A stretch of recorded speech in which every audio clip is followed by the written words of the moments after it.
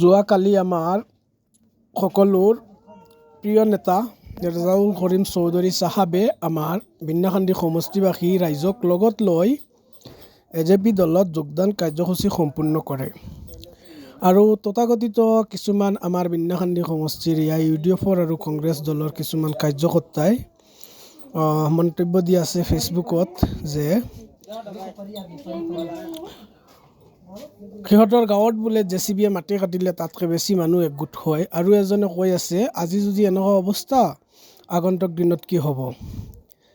এইবোৰ মানুহৰ মন্তব্যবোৰ চাই হাঁহিম নে কান্দিম। এইবোৰ মানুহ স্ক্ৰীণত যে আপোনালোকে দেখা পাই আছে, এইবোৰ মানুহ কি সিহঁতৰ চকুত মানুহ নহয় নেকি? এইবোৰ মানুহৰ কথা বতৰা দেখি মই নিজে ভিডিঅ'টো বনাবলৈ বাধ্য হ'লোঁ।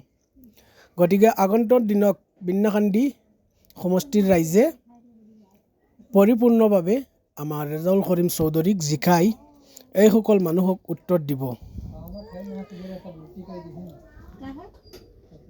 আপোনালোকে কি কয়? এইবোৰ মানুহৰ কথাবোৰ কিমান সত্য? স্ক্ৰীণত যিবোৰ মানুহ দেখা পাই আছে, মানুহ বহিবৰ জাগা নাই।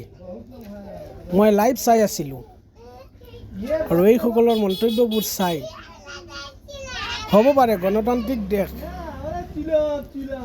নিজৰ নিজৰ পচন্দ থাকিব পাৰে, কিন্তু ইমান নিৰ্লজ্জ কথাবোৰ কেনেকৈ ফেচবুকত ক'ব পাৰে?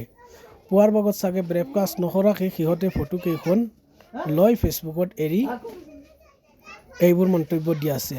নিৰ্লজ্জ কথাবোৰ চাই বহুত হাঁহি উঠিল।